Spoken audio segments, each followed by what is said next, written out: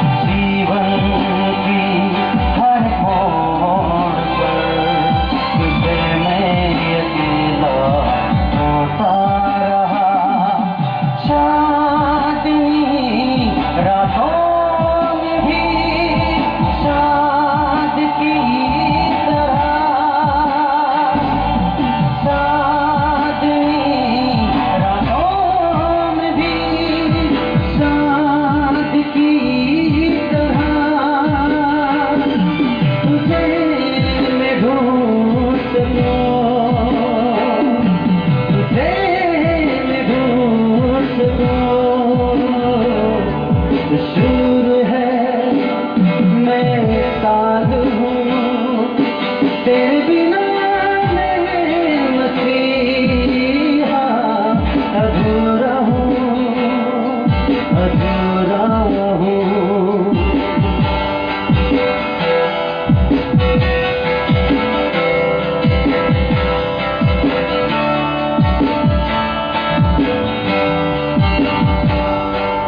सागर की लहरों की तरह किनारों को मैं छू सकूं,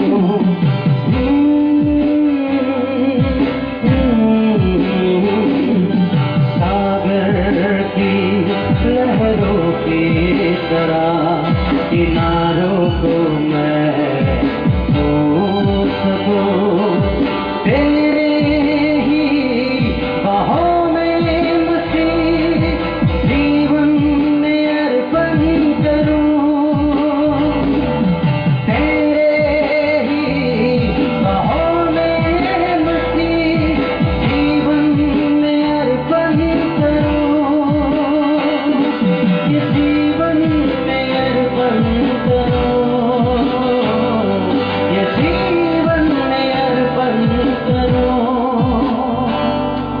सुर है मैं साल हूँ, तेरे बिना मैं मसीहा अधूरा हूँ, अधूरा हूँ। सुर है सुर है।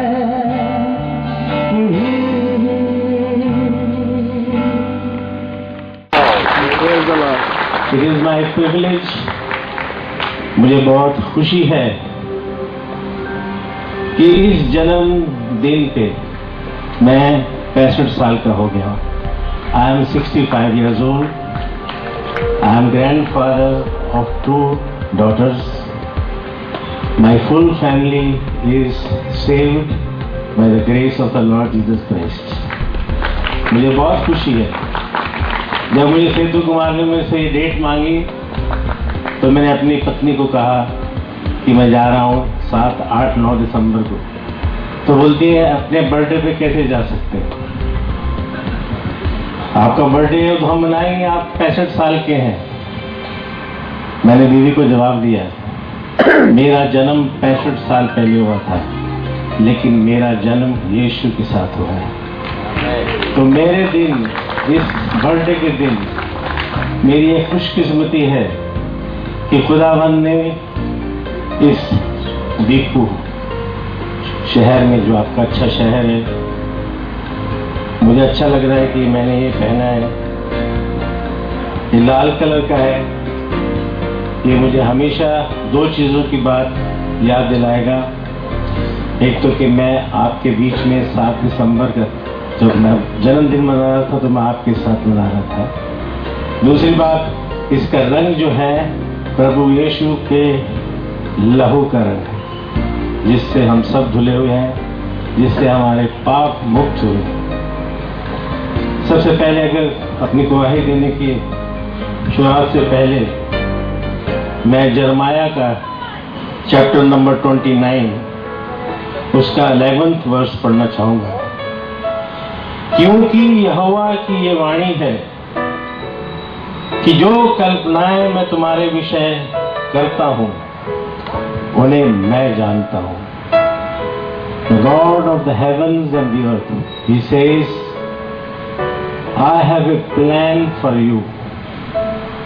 I have already put a imagination plan for you before you were born.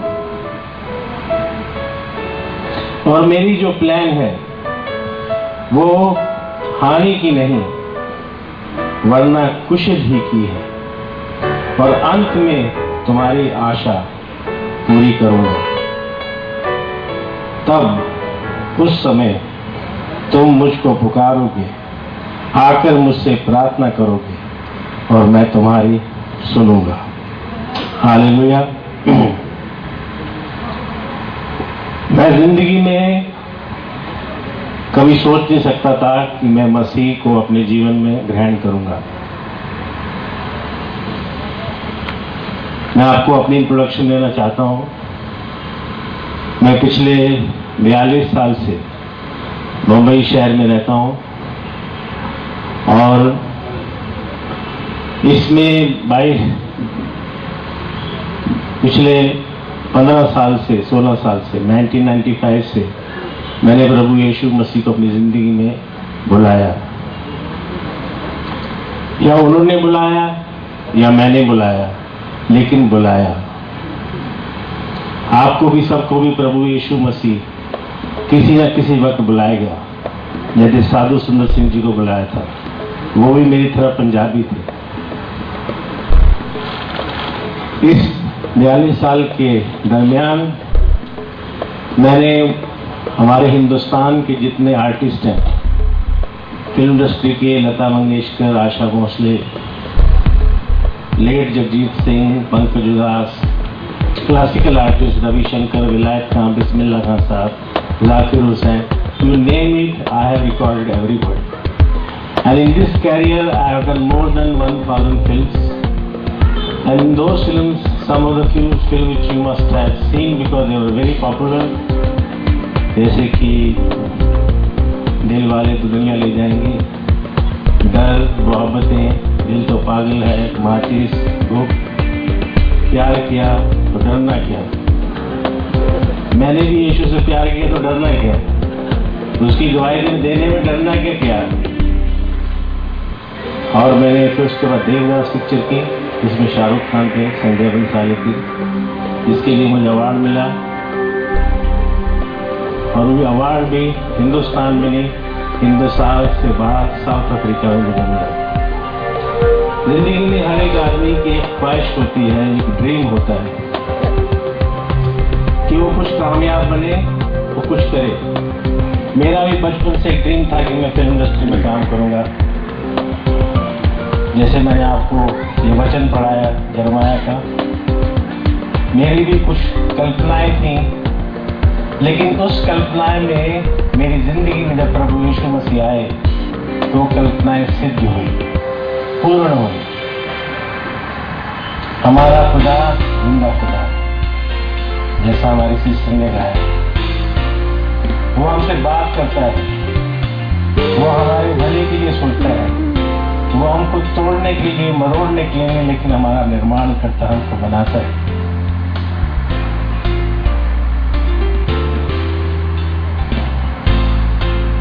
मैं बिगिनिंग से खुदा की तलाश में था, क्योंकि बाइबल में लिखा है सोलोमन ने कि हर एक आदमी की आत्मा में परमेश्वर ने एक ऐसा बीज डाला है कि उसको मालूम है कि खुदा है। और खुदा कौन है? वो आत्मा। जिस चीज को आप देख सकते हैं, ये गुब्बारा है सामने, मेरे सामने है, ये सब चीजें हैं। जिस चीज को आप देख सकते हैं वो नाशवान है, वो आज है, कल नहीं है। मेरे दोस्त यश चोपड़ा, जिनकी मैंने बहुत फिल्में की, वो भी गुजर गए 2 महीने पहले। जो चीजें आपको नजर आती हैं, they are temporary, which you don't see, that is permanent. You have got a spirit in you which you can't see, but the moment the spirit leaves, you are no more. People don't want your body, but God wants your spirit. He will never reject you and He will never leave you. लोग बाहर घर से बाहर निकाल देंगे आपको, लेकिन अगर हम यीशु में हैं तो हम यीशु के पास सीधा ऊपर चढ़ेंगे। ये मैं हिंदू परिवार से हूं। मेरे माता पिता धर्मात्मा में नहीं कहूंगा, लेकिन एक ड्यूटी होती है जो हम करते हैं सुबह कि अगरबत्ती जलाने की है, मंदिर जाने का है। मेरी माँ जो थी वो बिगिनिंग से कृष्ण भक्त थी, क्योंकि वो वैष्णव परंपरा से ताल्लुक रखती थी। मेरे नाना जी जो थे प्याज और लहसुन नहीं खाते थे। नॉन वेज की तो बात भूल जाइए। हिंदुओं में ये विचार है कि भी अगर आदमी आप वेजिटेरियन हैं तो उससे परमेश्वर प्रसन्न हो जाता है, क्योंकि अगर आप किसी पशु की हत्या करते हैं तो पाप है। मेरे पिताजी शंकर जी की पूजा करते थे और बाबा बालकनाथ कांगड़ा में थे, वहां भी जाते थे, मैं भी वहां गया। तो इस तरह से मेरे माता पिता हमेशा घर में वो अलग मूर्ति के सामने है, मेरी माँ जो है मंदिर में अलग है। इस तरह करते करते मैं बड़ा हो गया मेरी संस्कृति में, और क्योंकि मैं हिंदू परिवार में पैदा हुआ हूँ, मैं फिल्म इंस्टीट्यूट ऑफ इंडिया से मैं 1969 में मुझे गोल्ड मेडल मिला था। एक्चुअली मैंने फिल्म मेकिंग सीखी है, लेकिन उसमें साउंड रिकॉर्डिंग का जो स्पेशलाइजेशन है, रिकॉर्डिंग इंजीनियर, म्यूजिक रिकॉर्डिंग, जो आप गाने सुनते हैं जितने भी सीडीज के ऊपर वो आप जो सुनते हैं फिल्मों के, जिनको मैंने आपको बताया है, वो सब मैंने रिकॉर्ड किए हैं। जैसे सरफरोश एक पिक्चर थी आमिर खान की, यस बॉस, काफी पिक्चरें हैं। लेकिन ये क्यों होता था? मैंने जिंदगी में चाहता था कि मैं एक बहुत बड़ा रिकॉग्नाइज्ड रिकॉर्डिंग इंजीनियर बनूं, मेरी एक ख्वाहिश थी। 1977 में मैंने एक गाना रिकॉर्ड किया था फिरोज खान के लिए, लैला ओ लैला, जो आज भी डिस्को में बहुत बजता है, आपने सुना होगा, लैला ओ लैला, सुना आपने गाना होगा? वो 1977 में रिकॉर्ड किया था। उसके बाद मैंने और भी पिक्चरें की। लता मंगेशकर जी ने एक फिल्म बनाई थी लेकिन, जो गुलजार साहब ने डायरेक्ट की थी 1990 में, तो मैंने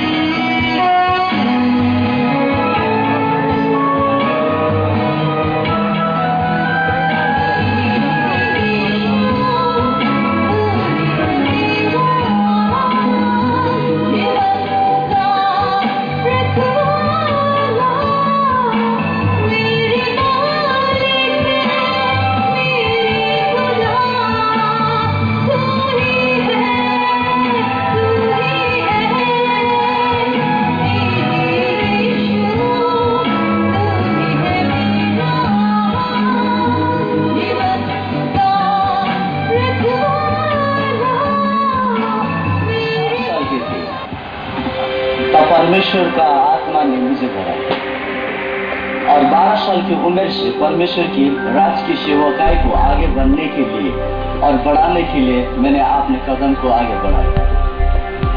और अभी मैं 30 वर्ष का हूँ और परमेश्वर का राज का वचन भारत के हर एक स्टेटों में मैं जा रहा हूँ।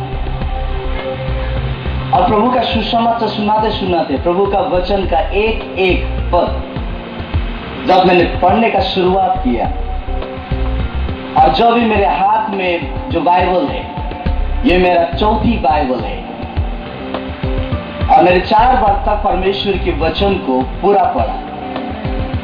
तब मैंने ढूंढने लगा और इसके बाद में जो रिलीजन पुस्तक जो कहते हैं, धर्म पुस्तक जो हम लोग कहते हैं धर्म पुस्तक, तो बाइबल पढ़ने के बाद में मुझे पता चला पूरी तरीका से, जब मैंने चौथी बार पढ़ना शुरुआत किया तब मुझे पता चला बाइबल सिर्फ एक ही ऐसा पुस्तक है जो धर्म पुस्तक नहीं परंतु जीवन का पुस्तक है।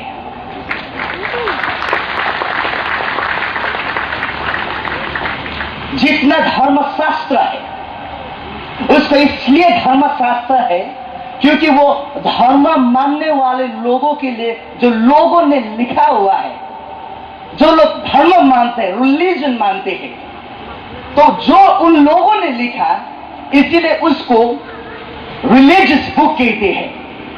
परंतु ये बाइबल रिलीजन मानने वाले लोगों ने नहीं लिखा परंतु परमेश्वर के आत्मा से लिखा, इसलिए परमेश्वर का वचन है।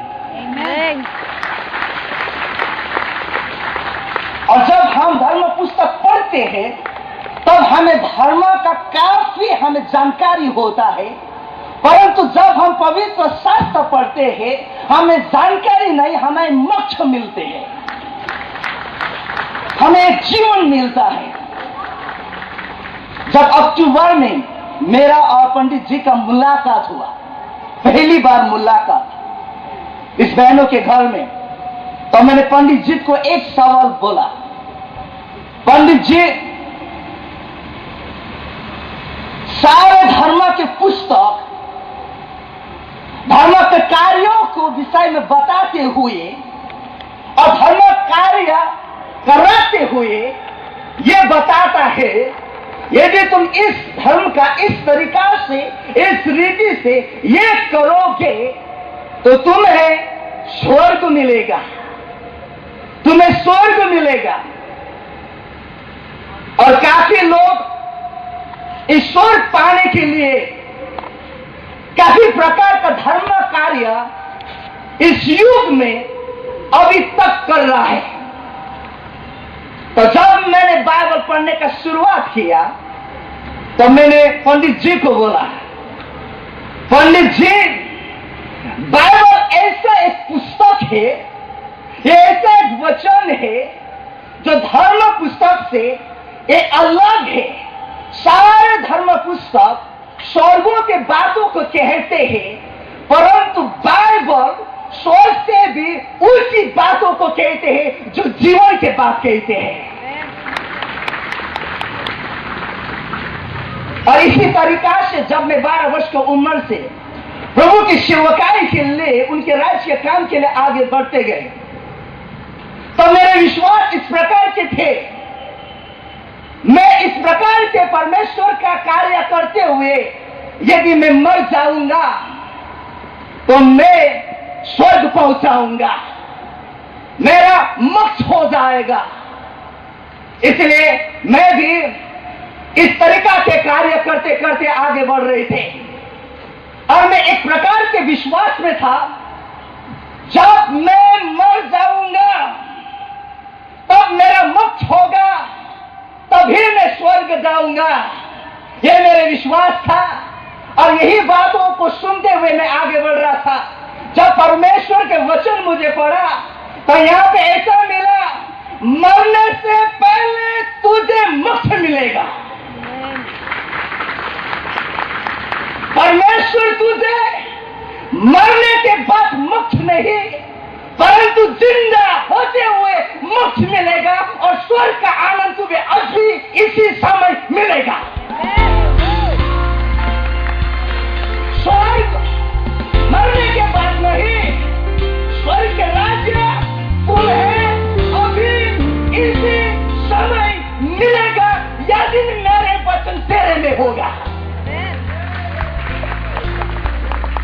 तो मेरा और एक विश्वास था।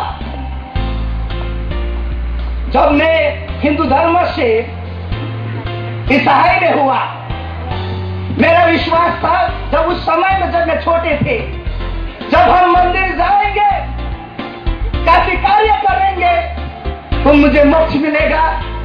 परंतु उसके बाद में मुझे इस प्रकार का विश्वास हुआ, जब हम चल जाएंगे तब हमें मोक्ष मिलेगा। जब फिर भी मैंने बाइबल पढ़ा तो मुझे यहाँ पे एक बात मिला, यहाँ जाने से, वहां जाने से मोक्ष नहीं मिलता है, परमेश्वर आपके पास आने से मोक्ष मिलता है। और इसीलिए मैंने परमेश्वर को अपने जीवन में बुलाया, और जब परमेश्वर ने मेरे जीवन में उसको बुलाया और उसके आत्मा से मुझे जन्म पाया, तब मुझे परमेश्वर के विषय में और जानने के लिए मिला। मैं आपको एक ऐसी बात बताना चाहता हूं, मैं 30 वर्ष का हो गया हूं, 21 वर्ष से अभी करीब 21 वर्ष हुआ क्रिसमस करते करते करते आया। और हम यही जानते हैं 2000 वर्ष पहले यीशु आया उधार देने के लिए। वो एक उधार करता है, वो चंगाई दाता है, वो कृपा दाता है, वो करुणा दाता है। जब मुझे बाइबल मिला और बाइबल को पढ़ा, तब मुझे एक सच्चा जानकारी मिला, यीशु सिर्फ मुक्तिदाता नहीं है, वो सिर्फ शांति दाता नहीं है, वो सिर्फ चंगाई दाता नहीं है, परंतु यीशु हमारा एकमात्र जीवित राजा है। मैं आप लोगों के लिए एक परमेश्वर का वचन आपके साथ में रखना चाहता हूं, जो वचन संहिता के पुस्तक में है। वचन संहिता के पुस्तक में है, मैं ये वचन आपके साथ में रखता हूं। यदि आपके पास बाइबल है तो आप मेरे साथ खोल सकते हैं the book of Psalms chapter 95। मैं आपके साथ में इंग्लिश में पढ़ना चाहता हूं, जो मेरे पास है, आप ध्यान से सुनिए। For the Lord is the great God. For the Lord is the great God and the great King above all gods. परमेश्वर महान प्रभु है और सारा देवों में से वह एक महान राजा है। मेरे प्रियो, यीशु एक राजा के रूप में इस पृथ्वी में पैदा हुआ। वो राजा को रूप में पैदा हुआ, और राजा ही मोक्ष दे सकता है और राजा ही दंड दे सकता है। इसलिए यीशु आने से पहले बपतिस्मा यूहन्ना आया और यूहन्ना ने कहा, पश्चाताप करो क्योंकि परमेश्वर का राज्य निकट है। क्यों यूहन्ना ने कहा पहले? क्योंकि राजा बिना बुलाए, राजा को बिना घोषणा किए राजा कभी नहीं आता। यीशु इसलिए बाद में आया क्योंकि वो राजा था, वो राजा है और राजा ही रहेगा।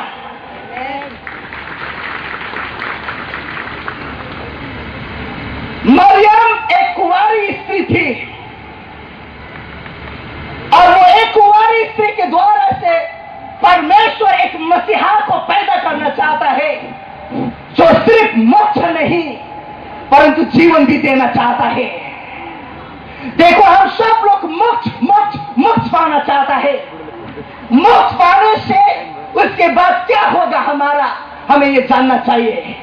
इसीलिए यीशु मोक्ष देना और जीवन देना और आप और मेरे लिए हमेशा के लिए अनंत का राज्य देने के लिए आए। इसीलिए सावधान, महाराजा अधिराजा पधार रहे हैं कहा जाता है। और जब यीशु पैदा हुआ तब ज्योतिषी ने एक राजा को बोला जिसका नाम हीरो था। हीरो राजा, यहूदी का राजा कहां जन्म हुआ है, मुझे बताओ। इसीलिए राजा डर से वो मर गया। इसीलिए वो राजा हेरोद ने यीशु राजा को मारने के लिए उसने कोशिश किया। और जब यीशु राजा बढ़ गया और उसका पहला वचन मनुष्य के लिए जो था, मैं आपके साथ में बोलना चाहता हूं मत्ती का 4:17 में, मन फिराओ, क्योंकि परमेश्वर के राज्य नजदीक आ पहुंचा है, उसका राज्य निकट पहुंचा है, पश्चाताप करो। देखिए, परमेश्वर के राज्य पाने के लिए हमें धर्म का ये कार्य वो कार्य करने का जरूरत नहीं है। परमेश्वर का राज्य पाने के लिए हमारे सोच को बदलना चाहिए, क्योंकि हमारी सोच बदलने से ही परमेश्वर के राज्य आते हैं। यीशु ने कहा पश्चाताप करो और परमेश्वर के राज्य निकट पहुंचा है। इसीलिए यीशु राजा था। आपको एक बात बताना चाहता हूं, यीशु जब सेवकाई में आगे बढ़ा, शास्त्री फरीसी पुजारी ने यीशु को नफरत किया और यीशु को मारने के लिए उसने एक योजना किया। यीशु को मारने के लिए शास्त्री फरीसी के पास वो अधिकार नहीं था, वो अधिकार रोमन शासक के पास था। इसीलिए उसने एक योजना ढूंढा कैसे मारेंगे, और उसके पास एक योजना आया, यदि हम यीशु को एक राजा के रूप में दूसरे राजा के सामने खड़े करेंगे तो अवश्य भी वो राजा यीशु राजा को मारेगा। इसीलिए यीशु राजा को पिलातुस राजा के सामने एक राजा के रूप में खड़ा किया और उनको कहा, फरीसी लोगों ने ये अपने आप को राजा कहते हैं। तो पिलातुस ने यीशु को पूछा, क्या तुम राजा हो? यीशु ने नहीं बोला मैं राजा हूं, यीशु ने ये बोला तुम ही कहते हो मैं राजा हूं और इसीलिए मैं पैदा हुआ हूं। मेरा राज्य इस संसार का नहीं, मेरा राज्य ऊपर का है। इसलिए मेरे प्रिय हो, यीशु का राज्य जो अनंत के राज्य हो, इसको पाने के लिए आपको राजा चाहिए। हम इसलिए प्रभु के आराधना करते, पूजा करते हैं, क्योंकि वो राजा है। नेताओं का पूजा नहीं होता है, नेताओं को हम वोट देते हैं, परंतु राजा को वोट नहीं देते, उसे हम पूजा करते हैं। यीशु ही राजा है, वो राज्य आपके साथ बने रहे। धन्यवाद।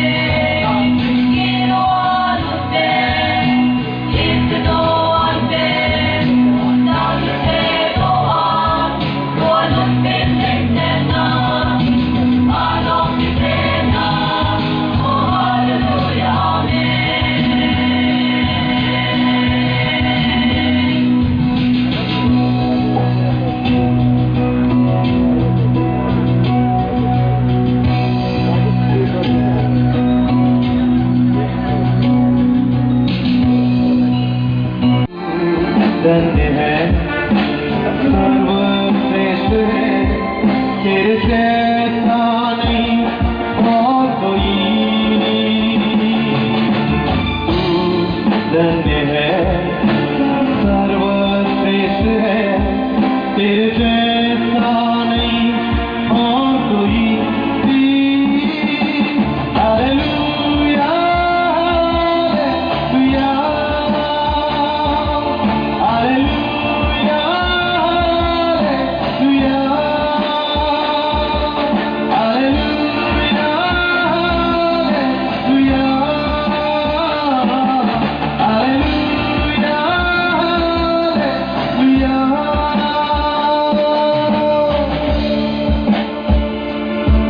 God, we worship you. यीशु आपकी महिमा करते हैं Lord. We give you all glory to you, God. Jesus, we love you, God.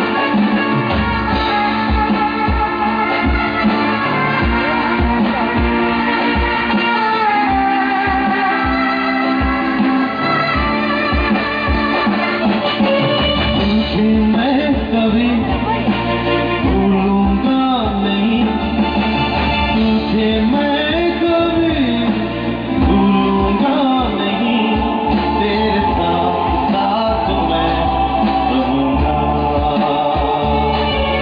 एक नूर के समान रहूंगा,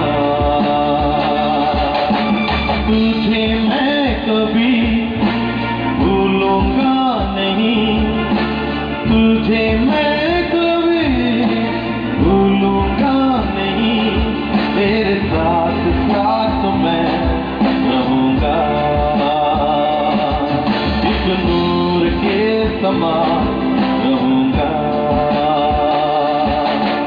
तू धन्य है, सर्वश्रेष्ठ है, तेरे जैसा नहीं और कोई,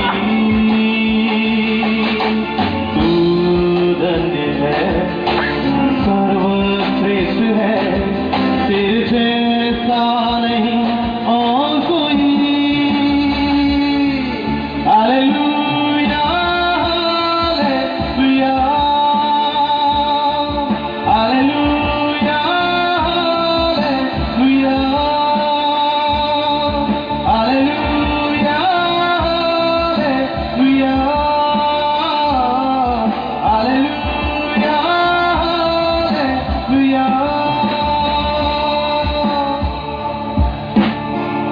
Oh, glory Jesus. यीशु आपकी महिमा होगा। Lord, we worship you, God. पवित्र आत्मा आपका स्वागत करते हैं यीशु के नाम में। हर एक के जीवनों को जो यहाँ आए हैं खुदा, स्पर्श कर यीशु अपने अभिषेक, अपने सामर्थ्य में भर दे यीशु आपकी महिमा, तुझी प्रशंसा के लिए राजा।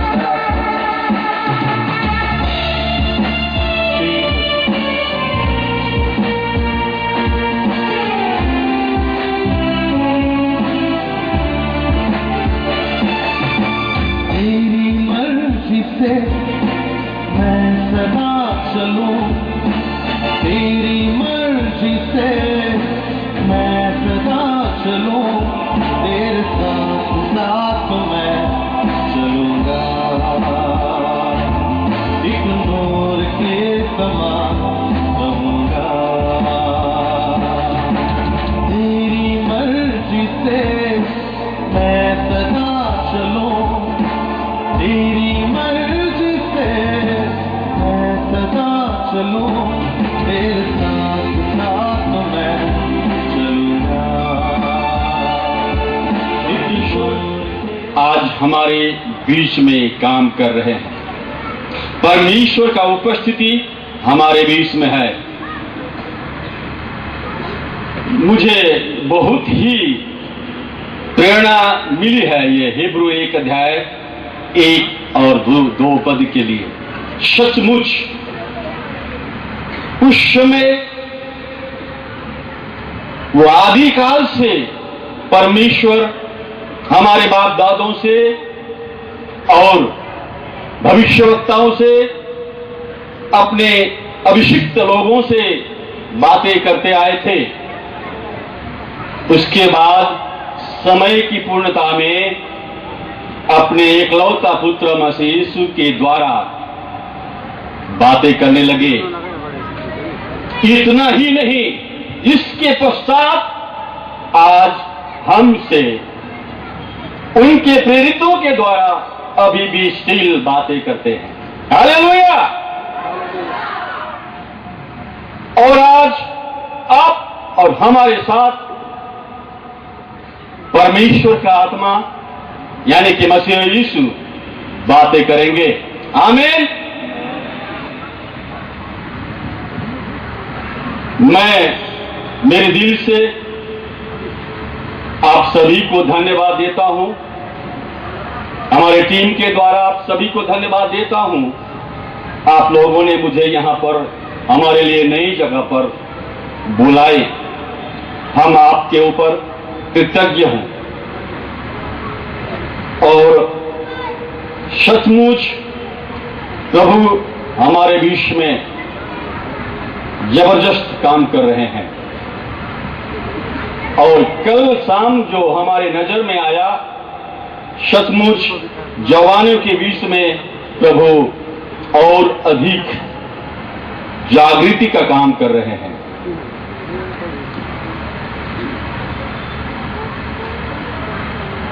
ऐसे जवान भी थे हमारे बीच में जिन्होंने नए जीवन के अनुभव किए हैं और हमें ये महसूस हो रहा था कि उनकी उपस्थिति हमारे मध्य में है। सचमुच वो हमारा प्रभु है, वो हमारा स्वामी है, वो हमारा गुरु है, वही हमारा उद्धार करता है, वही हमसे आज फिर अपने लोगों के द्वारा बात करते हैं और आज आपसे भी बात करेंगे।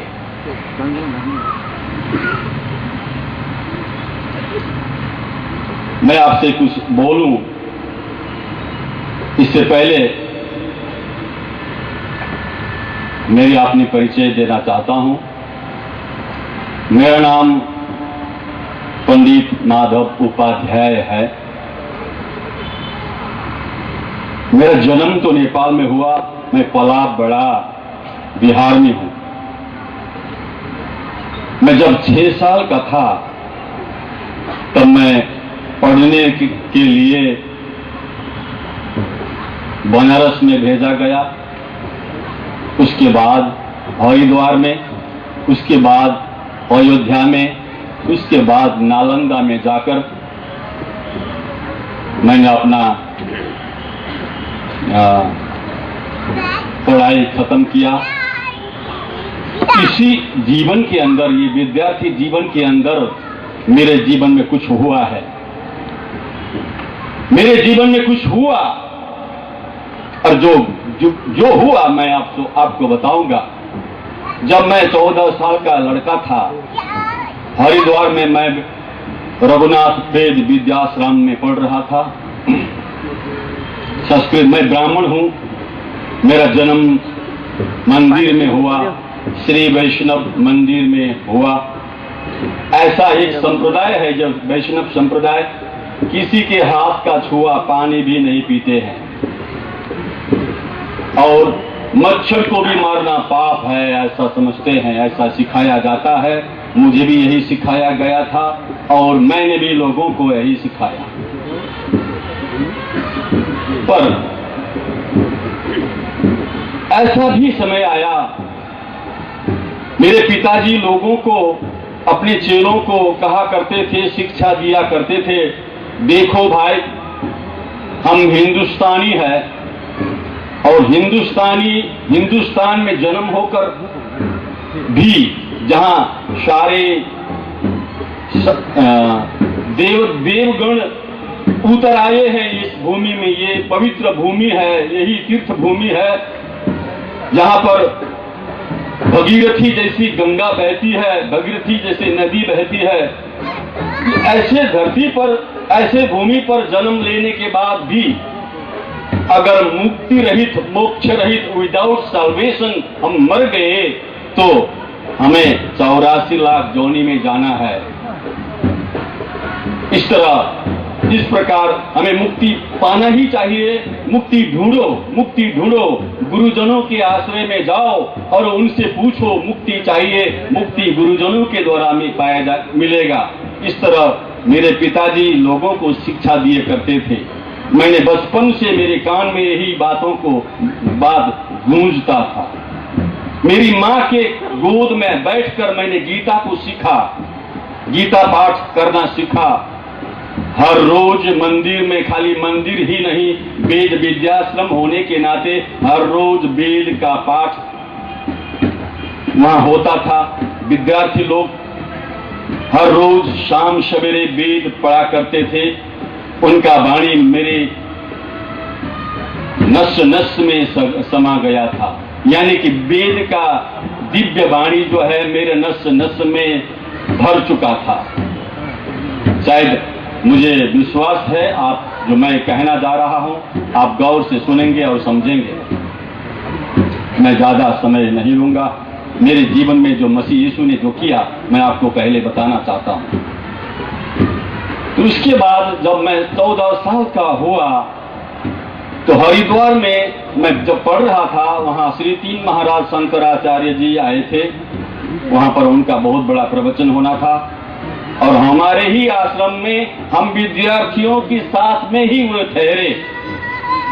और मैंने सोचा, मौका ढूंढा, क्योंकि मैं ये सोचता था श्री तीन महाराज शंकराचार्य जी ये मुक्ति पाए हुए इंसान है और इनको मैं इस बार मुक्ति का मार्ग पूछूंगा, वो मुझे बताएंगे और मुझे मुक्ति मिल जाएगा। बस मुझे यही चाहिए। इस मौका के ताक में मैं रहता था और उनकी सेवा करने का भी मुझे मौका मिला। हर रोज सवेरे उठकर गौशाले में जाकर गाय का मूत्र लाकर उनके चरण में रख दिया करता था मैं, क्योंकि वे हर रोज ये दवाई के हिसाब से पिया करते थे। एक रोज मैं 14 दिन के अंदर चौथा दिन में मैं उनके चरण में सीधा दंडवत करके उनका चरण को स्पर्श किया, पकड़ा चरण को और मैं पूछा, महाराज मुझे मुक्ति का मार्ग बताइए, मुक्ति क्या है, मुझे कैसे मिलेगा। तो थोड़ा झिझक कर महाराज जी बोले, उठ भाग यहां से, क्या करता है। क्योंकि दूसरे लोगों का अनुमति नहीं है उनका चरण को स्पर्श करना। तो हुआ क्या, मेरे बगल में एक मेरा सहगामी एक साथी थे, खड़े थे। उन्होंने बोला, देखिए जो आप पूछ रहे हैं ये आपका हक है, बनता है, बताना उनका फर्ज बनता है। उस दिन मैं चला गया क्योंकि उन्होंने मुझे डांटा और भगा दिया। तो पढ़ने के लिए आया, क्या उलझन में पड़ा रहा, भाग यहां से, भेज दिया। फिर दोबारा दूसरा दिन मैंने फिर इसी बातों को, इसी क्रम को फिर दोहराया, चरण को पकड़ा और मैंने बोला, महाराज मुझे मुक्ति का मार्ग बताइए, मुझ पर दया कीजिए महाराज। तब गौर से मुझे देखने के बाद महाराज जी बोले, तू किसका बेटा है रे? मैंने बोला, महाराज मैं रघुनाथ का बेटा हूं। ओ, इसलिए तू मुक्ति करता है, उठ खड़े हो जा। मेरा बाहों को पकड़ कर खड़ा किया। उसके बाद देख बेटा, तू पढ़ने के लिए आया है, पढ़ो, मैं तुम्हें आशीर्वाद देता हूं करके मेरा सिर पर हाथ रखे और मुझे बहुत बड़ा विद्वान होने के लिए आशीर्वाद दिए। और उसके बाद बोले, बेटा तूने समुद्र को देखा? मैंने हाँ में सिर हिलाया, जी महाराज समुद्र को देखा हूं। तो उस समुद्र के किनारे जाकर बैठ जाओ और हर रोज एक बूंद पानी पिया करना। जिस तरह इसी प्रकार से उस समुद्र का पानी पीकर सुखाओगे, उसी दिन तुम्हें मुक्ति मिलेगा। जा बेटा करके यह आज्ञा उन्होंने मुझे किया, कहा तो मेरा दिल को बहुत ही गहराई से चोट लगा और मेरा न चाहते हुए भी मेरा मुंह से एक आवाज निकल गया, असंभव, इम्पॉसिबल। हाँ, फिर वापिस मुड़ करके बोले, महाराज जी हाँ बेटा, मैं भी 65 वर्ष का हो चुका हूं, अभी तक मुक्ति नहीं पाया। तो अगर मैंने पाया होता तभी तो मैं तुम्हें देता। मैं भी मुक्ति ढूंढ रहा हूं, तुम्हें मैं कहां से दूंगा। हमारे ऋषि महर्षि लोग मुक्ति करके चल बसे, मर गए, किसी ने पाया नहीं। अभी मैं भी ढूंढ रहा हूं, पाया नहीं। मुक्ति ईश्वर की अनुकंपा है, हमारी बस की बात नहीं है। बेटा ऐसे उलझन में मत पड़ो, तू विद्यार्थी है, पढ़ो, विद्वान बनो, पर ऐसे उलझन में मन न रहो। बेटा जा, मुक्ति असंभव है करके हमें हमें थोड़ा तसल्ली देने की कोशिश करने के बाद महाराज जी अपने आश्रम में चले गए। पर मैं जो टूट गया। अब मैंने खुद अपने को ही नहीं, सारे हिंदुस्तानियों को मेरी नजर में लाया। जो लोग समझते हैं मुक्ति के लिए बहुत कुछ करते हैं, मैं भी बहुत कुछ करता रहा। मेरे पिताजी ने भी बहुत कुछ किए और हमारे संप्रदाय के लोग बहुत कुछ करते हैं। स्वामी जी को, गुरु जी को पूजते हैं, गुरु जी को पूजा करते हैं, गुरु जी को खुश करने के लिए, क्योंकि वेदों में लिखा है आचार्य देवो भव, आचार्य ही देवता है। यानी कि आचार्य जी को खुश करे तो देवता खुश रहेगा, यदि आचार्य नाराज हो जाए तो देवता भी नाराज हो जाएगा।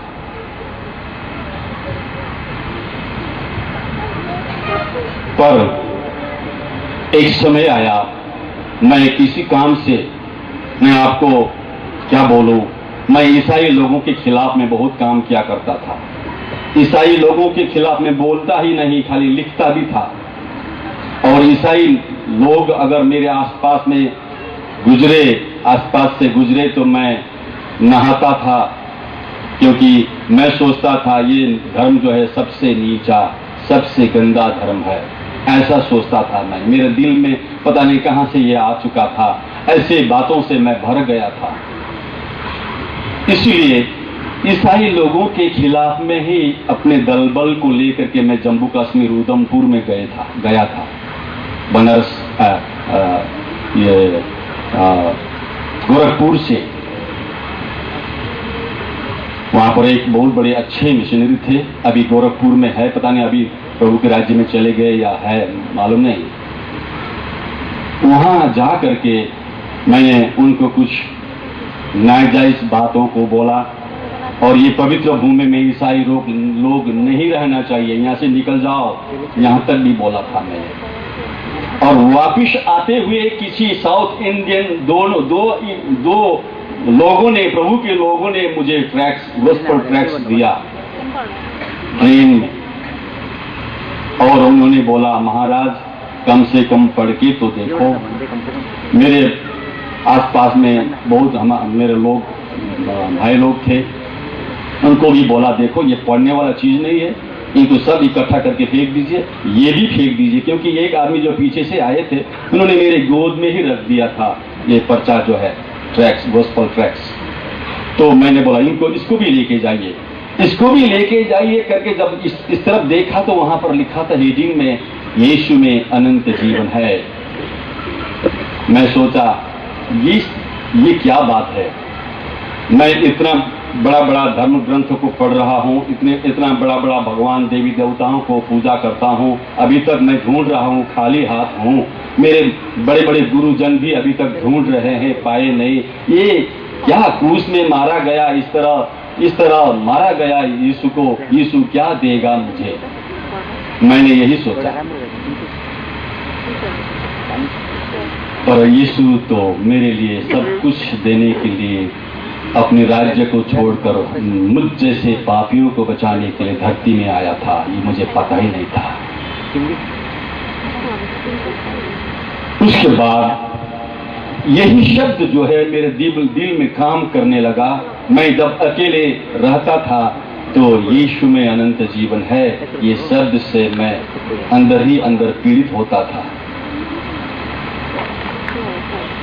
पर बाइबल पढ़ने का मुझे मौका नहीं मिला था। सिक्किम में, ये गैंगटोक में एक मंदिर ओपनिंग करने के लिए आया था। वापिस जाते वक्त इस सिलगुड़ी में शहर में ही मैंने बाइबल को खरीदा। किस लिए?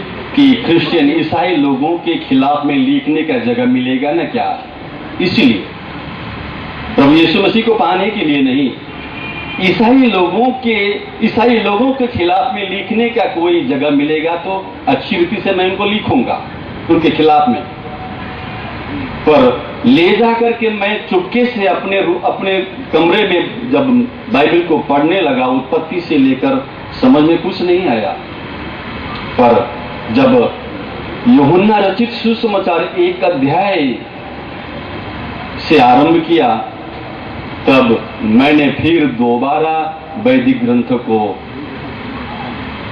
उल्टाना पलटाना शुरू किया, क्योंकि वहां पर बहुत कुछ ऋग्वेद में ऐसा है, भविष्य पुराण में ऐसा है जो यीशु मसीह के जीवन को मिलता जुलता है।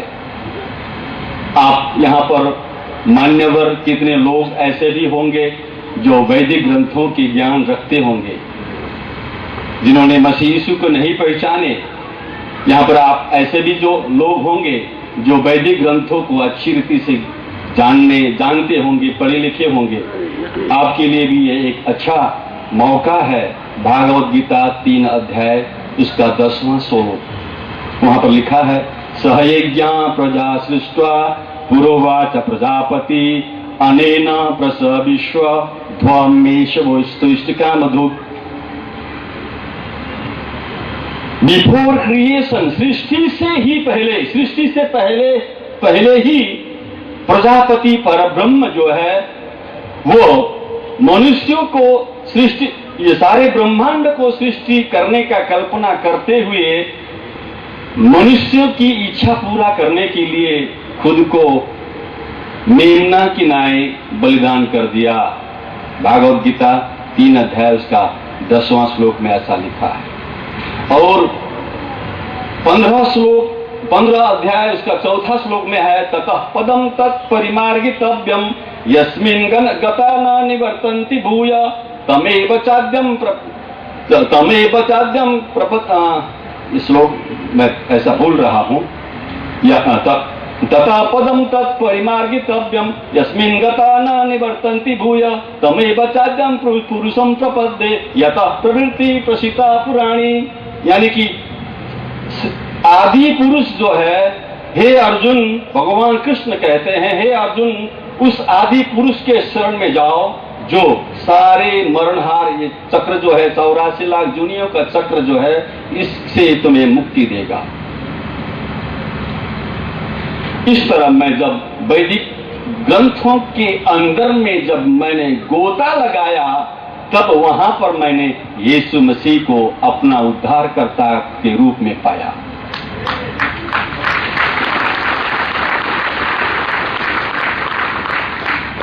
देखिए, ये एक ऐसा पुस्तक है, ये किताब है। ये किताब जो है मैंने लिखा, प्रभु ने मुझे जो सिखाया, जो प्रकाश रेवलेशन जो मुझे मिला मसीह यीशु को पाने के बाद, और ये पुस्तक जो नेपाली में मैंने सबसे पहले 99 में लिखा, उसके बाद इस पुस्तक को जब मैंने प्रकाशन में लाया तो इस पुस्तक के जरिए यहाँ पर और भी कितने लोग हैं इस पुस्तक को गौर से जानते हैं, जो आसामीस भाषा में भी इधर मिल गया है। इस पुस्तक के जरिए बहुत सारे पंडित, बहुत सारे साधु, बहुत सारे ब्राह्मण लोगों ने भी यीशु मसीह को पाया है। प्रभु ने इस पुस्तक के जरिए काम किए। और इतना ही नहीं, ये एक हिंदी पुस्तक है। मैं एक गुरुकुल के होने के नाते, गुरु क्या होते हैं, गुरु कैसा होना चाहिए, सच्चा गुरु कौन है, ये अच्छी रीति से मैंने जाना। इसीलिए ये पुस्तक लिखा हिंदी में है, उत्सर्ग यानी कि बलिदान और गुरु के जीवन और बलिदान का रहस्य। जहां तक मैंने प्रार्थना किया, प्रभु ने जो मुझे प्रकाश दिया है उसके द्वारा ये पुस्तक को भी मैंने लिखा। और एक पुस्तक है रेवलेशन ऑफ वैदिक फिलोसॉफी इन जीसस क्राइस्ट करके। और इस तरह 5 किस्म के पुस्तक मैंने लिखा।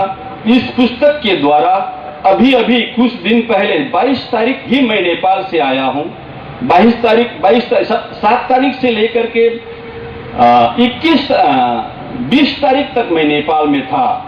वहां पर हम लोग मिल करके ब्राह्मण लोगों के बीच में, पंडित लोगों के बीच में मसीह यीशु का दिव्य वचन पहुंचाते हैं। और वहां पर अभी प्रभु ने काम किया है और ब्राह्मण पंडित लोग प्रभु यीशु मसीह को पाए हैं। उनको बपतिस्मा देने के लिए और प्रचार करने के लिए गए थे। इस तरह प्रभु ने मेरे जीवन में होकर, हमारे जीवन में होकर के काम किया है। और कितने भाई यहाँ पर जानते भी है, यही गुवाहाटी में भी एक संगति है जिन्होंने कोई लोग इस पुस्तक के द्वारा प्रभु मसीह को पाए हैं, जिनको अभी सिलीगुड़ी में कोई ट्रेनिंग भी, बाइबल ट्रेनिंग भी दिया गया है, कोई अभी भी ले रहे हैं। तो इस तरह प्रभु ने काम किया है। मैं उस राज्य का नागरिक हो गया। मैं स्वर्ग और परमेश्वर का राज्य के बारे में डिफरेंस क्या है, ये अंतर क्या है, जिस तरह भाई ने बोला, देखिए मैं मरने के बाद वैकुंठ में जाना चाहता था। बाइबल कहती है स्वर्गों में से होकर के गए मसीह यीशु। हिब्रू 4 उसका 7 पद, स्वर्गों में से होकर के आए थे और स्वर्गों में से होकर के यीशु वापस चले गए अपने सनातन राज्य में। वो सनातन राज्य जो है अटल है, स्थिर है, वो हिलता नहीं। जो दुनिया के जितने भी राज्य है एक दिन सारे के सारे टल जाएंगे। मैं वैकुंठ में जाना चाहता था, मेरे प्यारे सज्जनों, वैकुंठ में जाना चाहता था, जहां पर नारद जी तड़प कर रोते हैं, असतो मां सद्गमया तमसो मां ज्योतिर्गमया मृत्योर मां अमृतम गमया। इन बातों को सोचकर मुझे भी अभी दिल टूटता है।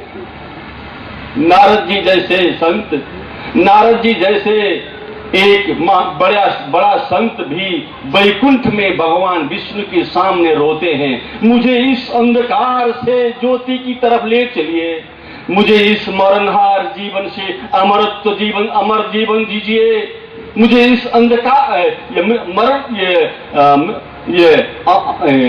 मृत्योर्मा अमृतम गम असतो, ये असत्य जो झूठ का दुनिया है, ये असत्य मार्ग से मुझे सत्य मार्ग की तरफ ले चलिए। भगवान विष्णु के सामने प्रार्थना इस तरह रो रो कर गिड़गिड़ा कर प्रार्थना करते हैं। देखा, मैंने पढ़ा, ग्रंथों को पढ़ा, ग्रंथों के अंदर सच्चाई को ढूंढा, जहां मुझे जाना चाहिए उस जगह को ढूंढा, उस रास्ता को पहचानने का कोशिश किया और गुरुजनों को पूछा। गुरुजनों ने बोला, देखिए जो आप पूछते हैं, ढूंढते हैं, इसका उत्तर बाइबल में मिलता है, क्रिश्चियन लोगों को मालूम है। ऐसे उत्तर से मुझे मसीह यीशु के चरण में जाने के लिए और भी रास्ता साफ कर दिया था। यीशु मसीह ने बोला, न धर्मस्य खंडनार्थे जगति जातोहम धर्मस्य परिपूर्तिरेव में अवतार हेतु। मैं किसी भी धर्म को नीचा दिखाने के लिए, अंगुल खड़ा करने के लिए नहीं, पर उन सारे धर्मों के अंदर में जो अधूरी रह गई है, उन सारे चीजों को पूरा करने के लिए आया। यतः ईश्वरो जगत्थितम प्रेम चकार यन्नीजमेक जातम पुत्रम ददौ तस्मिन् विश्वासी सर्व मनुष्यो यथा न विनुष्यानंतम जीवनम लक्ष्यते। क्योंकि परमेश्वर ने जगत को ऐसा प्रेम किया कि उसने अपना एकलौता पुत्र यीशु मसीह को दे दिया। जो कोई उस पर विश्वास करे वो नाश न हो परंतु अनंत जीवन पाए। तैयार हो? तैयार हो?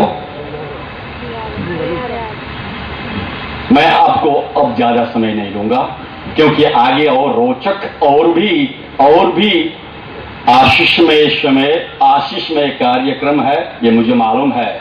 इससे पहले प्रभु ने जो मुझे आपके यहां आने से पहले प्रभु के साथ जो मैं प्रार्थना कर रहा था, प्रभु मैं दीपू में जा रहा हूं, मुझे आपका वचन दीजिए, वो रेमा वचन दीजिए, जो आप मुझे कहेंगे मैं वही वहां पर कहूंगा। और जो प्रभु ने दिया है मैं आपको कुछ समय लेकर